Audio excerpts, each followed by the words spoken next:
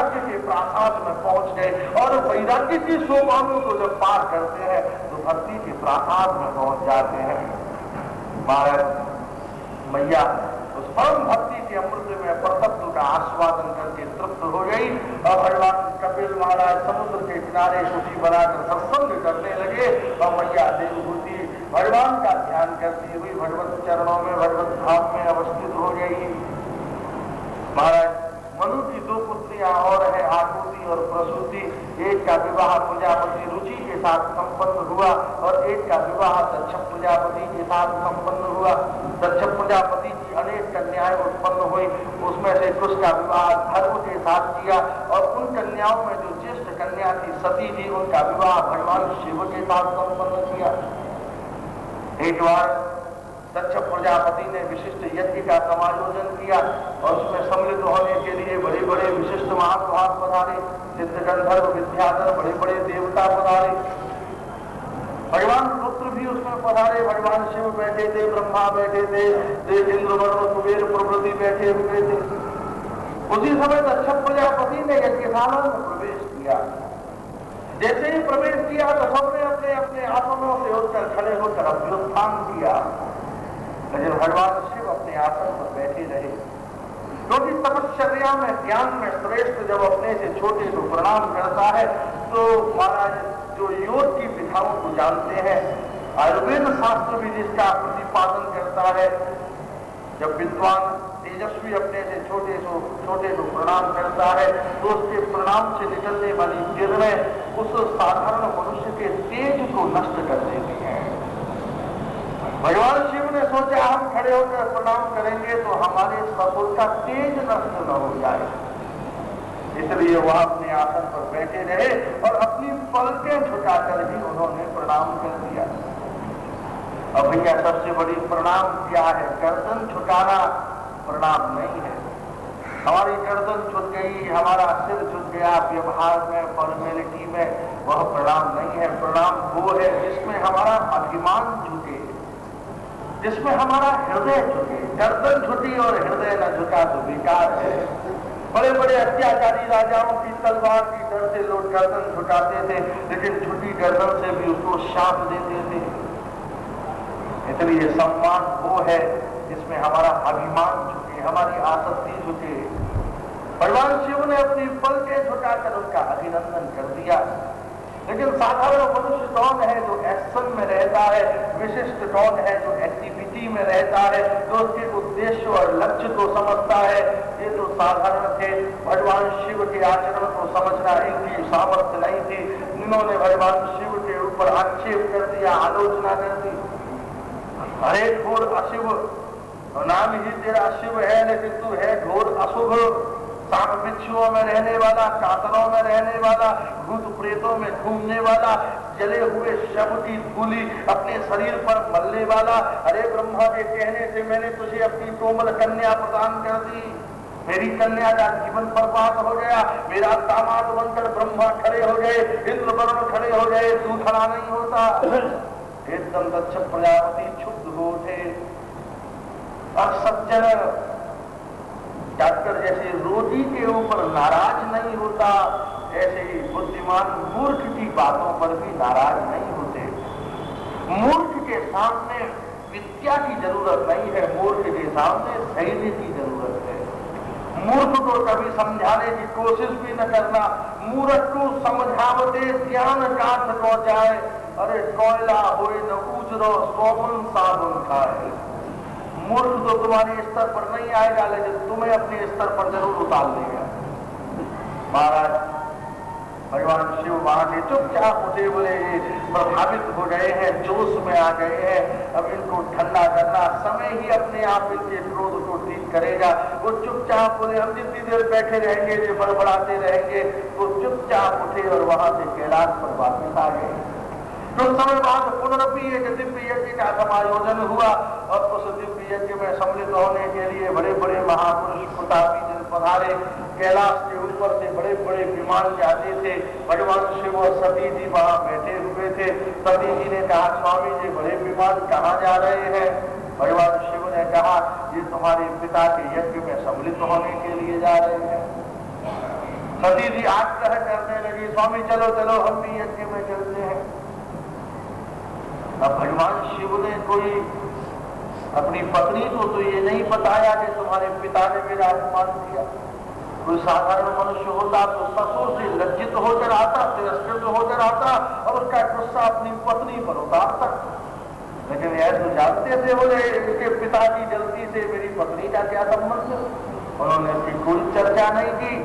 सती जी आग्रह करने लगी, बार बार जिद करने लगी, तो उनको केवल ये बताने के लिए कि हमारी इसमें रुचि नहीं है वहां जाने में, इसलिए एक साधारण सी बात भगवान शिव ने कह दी कि देवी यज्ञ में तो चलते लेकिन हमारे कैलाश पर कोई निमंत्रण नहीं आया।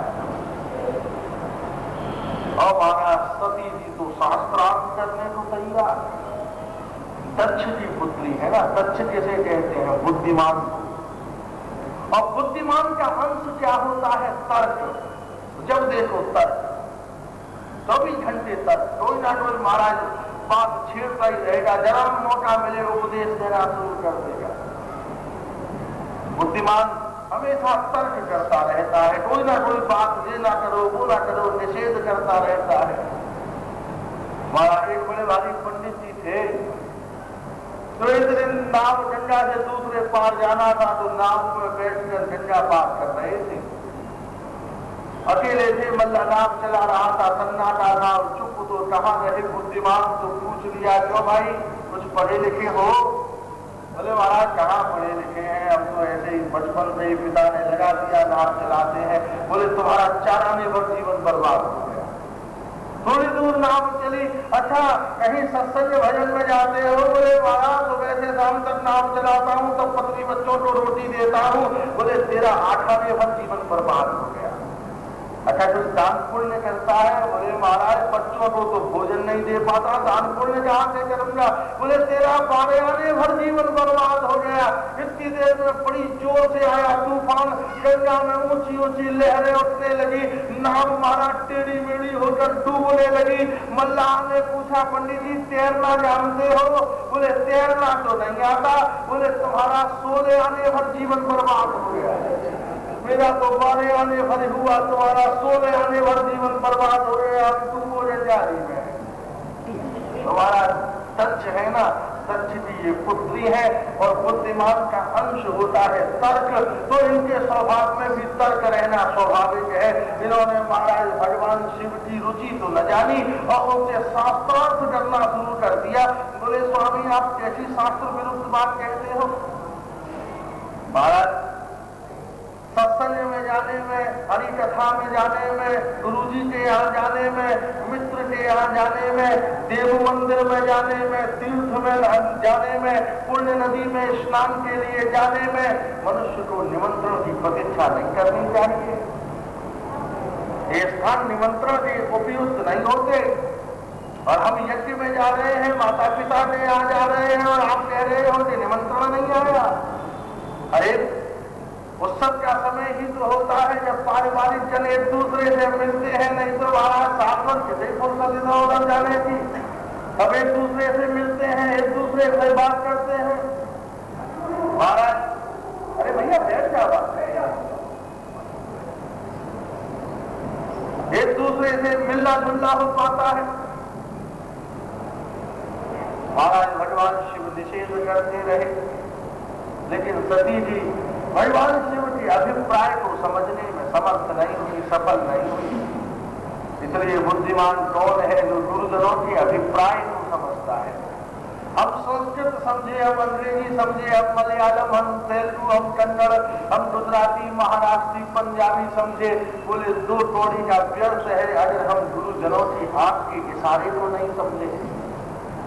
अगर हम किसी की आंख को देखकर न पहचान लें कि हमारा आना उसको रुचिकर है या नहीं है, तो महाराज जितने भी MA और PhD हमने की हो, जैसे लाइब्रेरियों में किताबें रखी रहती हैं, ऐसे ही तुम्हारी दिमाग की अलमारी में भी वो उपाधियां रखी हुई हैं, अभी तो जीवन में उनका कोई उपयोग नहीं हो रहा। महाराज एक काम वाला था, एक जमींदार के घर पर पहुंचा। और उससे कहा मुझे दूसरे गांव में जाना है, अपना घोड़ा दे दो। जमींदार ने कहा भैया मेरा घोड़ा है नहीं, गया हुआ है, आप अपने साधन से चले जाएंगे। इतनी देर में घर के आंगन में से घोड़े के हिनहिनाने की आवाज आई। गांव वाला बड़ा नाराज हुआ, आंख लाल करके बोला झूठ बोलते हो, घर के अंदर घोड़ा बंधा हुआ है और कह रहे हो घोड़ा नहीं है, देखो हिनहिना रहा है। जमींदार बोला बड़ा मूर्ख है, घोड़े का हिनहिनाना सुन रहा है लेकिन मेरा हिनहिनाना नहीं सुन रहा है। अरे अब मैं तुझसे साफ मना करता कि मुझे तुझे घोड़ा नहीं देना है तो तू अपना अपमान अनुभव करता, इसलिए मैंने महाराज अच्छे शब्दों में कह दिया कि है नहीं। हम किसी से कहे भैया गाड़ी दे दो, बोले महाराज गाड़ी खराब है, और हम बाजार से बुला लाए मैकेनिक, बोले जरा चेक करना खराब है कि नहीं। तो मूर्खता की बात नहीं है तो और क्या है। मनुष्य को इंगित समझना चाहिए, रुचि समझनी चाहिए, और भगवान शिव के इंगित को तो न समझा। क्या इतनी छोटी सी बात भगवान शिव नहीं जानते थे, लेकिन सती जी शास्त्रार्थ करने को बैठ गई। और महाराज जो तुमको मेरे पिता से ईर्षा करते हो, वहाँ ब्रह्मा भी आते हैं, देवता भी आते हैं, तुमको मेरे पिता का यश बर्दाश्त नहीं होता। भूत प्रेतों में रहते रहते सज्जनों में बैठने की आदत ही तुम्हारी छूट गई है। और महाराज देवी तो बड़बड़ाने लगी। भगवान शिव ने मौन धारण कर लिया, और जब महाराज पत्नी लाल पीली हो और उसी समय तुम मौन धारण करके समाधि में और बैठ जाओ तो भैया प्रज्वलित यज्ञ की अग्नि में घी की आहुति और हो जाए। और बुद्धिमानों का यही धर्म है, जो समुद्र में नहाना जानते हैं वो जानते हैं कि जब लहर आए तो खड़े रहोगे तो चोट लगेगी, नीचे बैठ जाओ तो वो ऊपर से निकल जाएगी। ऐसे ही गृहस्थ के समुद्र में और पत्नी रूपी लहर जब उमड़ घुमड़ के आए तो जो टकरा जाते हैं उनकी गृहस्थी नष्ट हो जाती है, जो बैठ जाते हैं लहर ऊपर से निकल जाती है, और घर की शांति और आनंद कभी नष्ट नहीं होता। महाराज भगवान शिव भी बैठ गए, बोले देवी जो तुम्हारी इच्छा हो जो बोलो। और एक बड़बड़ा के पहुंची नंदीश्वर के पास, कौन नंदी तू मेरा है कि इनका है? बोले महाराज मैं तो आप दोनों का ही हूँ। पति पत्नी के बीच में जो बोले उससे बड़ा मूर्ख इस संसार में दूसरा कोई नहीं। पति पत्नी की बातों में जरा गर्मा गर्मी शुरू हो कि तीसरे को चाहिए कि तुरंत उठकर वहां से चल दे। महाराज वहां जज बनकर बैठने की कोशिश न करे, नहीं तो वो तो सवेरे लड़ेंगे और संध्या को एक थाली में भोजन करेंगे, लेकिन तुम दोनों के शत्रु बन जाओगे। नंदीश्वर बोला मैं तो आपका दास हूँ, और नंदी पर बैठकर चली घर में पहुंची। वहां दूर से सजी सहेलियां मैया खड़ी थी, एकदम देखा तो महाराज देखते ही एकदम सदियों में काना फूसी होने लगी। बोले तो निमंत्रण नहीं भेजा था, ये अपने आप आ गई। महाराज मैया से गले मिली, अच्छा अच्छा मैया अकेली आई है ना? बोले हाँ अकेली आई हूँ। अच्छा अच्छा बेटी जा, वहां यज्ञ हो रहा है, जा यज्ञ में बैठ जा। महाराज यज्ञशाला में जा पहुंची। अब अनुभव हुआ इनको कि महाराज भगवान शिव क्यों कह रहे थे कि मेरे यहाँ निमंत्रण नहीं आ रहा। यज्ञशाला में बैठ गई, लेकिन मनुष्य की बुद्धि बड़ी विचित्र है, वो उसके अपराध को उसे स्वीकार नहीं करने देती, बड़ी बड़ी भावनाएं और बड़े बड़े तर्क खड़ा कर देती है। ये इनकी बुद्धि ने भी तर्क खड़े कर दिए। अरे मैं थोड़ी माता पिता से मिलने थोड़ी ना आई हूँ, मैं तो यज्ञ का दर्शन करने आई हूँ, यज्ञ का दर्शन करके लौट जाऊंगी। कोई मुझसे न मिले न मिले, मुझे भी किसी से कर्ज नहीं है। और अपने आप ही महाराज अपने को समझाती हुई ये जा बैठी यज्ञशाला में। जब प्रजापति आहुति देते थे सारे देवताओं को आहुति दी, लेकिन उन्होंने भगवान शिव को आहुति नहीं दी। अपने पति का इतना सार्वजनिक अपमान देखकर एकदम सती जी खड़ी हो गई। अरे जब भगवान शिव बड़े प्रेम में होते हैं तो मुझे दाक्षायणी कहकर संबोधन करते हैं, क्योंकि मैं दक्ष की पुत्री हूँ। लेकिन हे शिवद्रोही, मेरे पति के द्रोही, मेरी बड़ी एक संसार में एक साध्वी पत्नी का धर्म है कि अपने पति के निंदक, अपने पति के शत्रु की कीमती से कीमती कोई भी उपहार को जिंदगी में स्वीकार न करे। अगर वो भी तो उसे घर से उठाकर फेंक दे। और मेरी बड़ी मजबूरी है कि हे शिवद्रोही, मुझे तेरे द्वारा यह शरीर प्राप्त हुआ है। अरे जिनकी प्रसादी माला को ब्रह्मा भी अपने माथे पर रखकर गौरव का अनुभव करते हैं, तुझे दामाद के रूप में वो मिल गए तो तू उनका महत्व नहीं जानता, उनका सत्व नहीं जानता, तू उनकी गरिमा और ईश्वरता को भूल गया। क्या शिवद्रोही, तेरे द्वारा मिले हुए इस शरीर का ही मैं, इस शरीर को ही मैं अस्वीकार करती हूँ। और कहकर सती जी ने अपने पार्थिव शरीर का विसर्जन कर दिया। महाराज चारों तरफ हाहाकार मच गया। महाराज भगवान शिव को ये समाचार कौन दे? तब देवर्षि नारद ने अपनी वीणा के ऊपर गाकर ये समाचार सुनाया। भगवान रुद्र के क्रोध की सीमा न रही, उन्होंने एक जटा भूमि पर मारी, वीरभद्र भैरव उत्पन्न हो गए। आज्ञा दी दक्ष यज्ञ को ध्वंस कर दो। महाराज भैरव जा पहुंचे, दक्ष का मस्तकोच्छेदन करके यज्ञ में आहूत कर दिया। अधिमा नाम के महाराज सूर्य की आंखें फोड़ दी और पूसा के दांत तोड़ दिए, खजू की दाढ़ी नोच ली, सारे यज्ञ को ध्वंस कर दिया। यज्ञ होने बंद हो गए, देवता भूखे रहने लगे। तब ब्रह्मा जी को प्रतिनिधि बनाकर समग्र देवता भगवान गौरीनाथ के पास पहुंचे, भगवान की स्तुति की। गौरीनाथ तो एक क्षण में प्रसन्न होते हैं, तुरंत भगवान शिव प्रसन्न हो गए। एक बकरे का माथा दक्ष प्रजापति के लिए लगा दिया और महाराज आशीर्वाद प्रदान किया। बड़ा बड़ा विद्याएं प्रकट हो गई, यज्ञ होने लगे और देवता प्रसन्न हो गए। भैरों की दाढ़ी ठीक कर दी, सूर्य की आंखें स्वस्थ कर दी। पूसा से कह दिया कि जिस्मान भोजन कर, महाराज ब्राह्मण भोजन करेंगे तो तुमको तृप्ति मिल जाएगी। महाराज भगवान शिव कैलाश पर अकेले रह गए, पत्नी तो अंतर ध्यान हो गई। शिव के उस प्रिया वियोग को दूर करने के लिए नारद जी को बड़ी चिंता सताई। उन्होंने सोचा भगवान शिव का विवाह अगर शैलपुत्री हिमालय की पुत्री पार्वती जी से हो जाए तो शिव को ही पति के रूप में पाने के लिए तत्पर नहीं थी। नारद जी पहुंचे और महाराज हिमालय के सामने और वो भगवान शंकर के रूप का वर्णन किया। बड़ा भोला, बड़ा सीधा, साधुओं में रहने वाला, बड़ा सीधा सच्चा हिमालय, महाराज सीधे साधे नारद जी की बातों में आ गए, रिश्ता पक्का कर दिया। बोले फलाने दिन बारात ले आना। और महाराज भगवान गौरीनाथ की बारात तो नशेबाजों की बारात और भूत प्रेतों की बारात, कोई 11 मुंह का, कोई 5 मुंह का, कोई एकदम छोटा तो आकाश लंबा, आकाश जैसा लंबा। और जैसे ही बारात महाराज दरवाजे पर पहुंची, जितने भी स्वागत वाले खड़े थे बेहोश होकर नीचे गिर पड़े।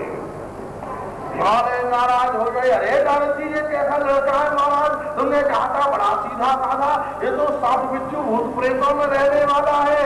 तब भगवान श्रीमन नारायण प्रकट हुए और शिव तत्व का उन्होंने दिव्य विवेचन किया। और श्रीमन नारायण के द्वारा भगवान शिव के उत्तम विवेचन से हिमालय प्रसन्न हो गए और पार्वती जी और भगवान शिव का उत्तम विवाह संपन्न हुआ। और महाराज दोनों दंपति कैलाश पर बैठे हैं, स्वामी कार्तिक और गणपति महाराज पार्श्व में खड़े हुए हैं। और इसी दिव्य अद्भुत छवि को आप अपने मानसिक दृष्टि से अनुभव करें, दर्शन करें। और इसी शिव झांकी, शिव परिवार की झांकी के साथ ही श्रीमद् भागवत में महाराज मनु की उन तीनों पुत्रियों की वंश परंपरा को प्रणाम।